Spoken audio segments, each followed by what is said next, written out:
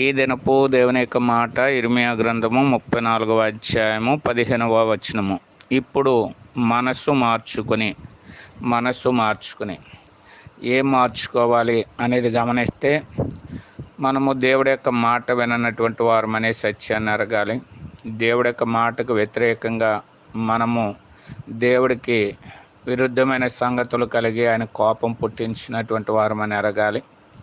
అట్టి మనసు కలిగినటువంటి మనము మన మనసు మార్చుకుని దేవుడు మాట వినేటటువంటి వారంగాను, దేవుడి యొక్క మాట చొప్పున ఆయన మార్గాల్లో నడిచేటటువంటి వారుగా ఉండాలని మనల్ని మనం సరిచేసుకుని దేవుని దగ్గరికి వచ్చినప్పుడు, దేవుడు మన గత పతనాలన్నింటినీ క్షమించి మనము పొందవలసినటువంటి ఆశీర్వాదం ఎక్కడైతే కోల్పోయినామో అది మరలా మనకు దేవుడు ఇవ్వడానికి ఇష్టపడేటటువంటి వాడు ఉన్నాడు.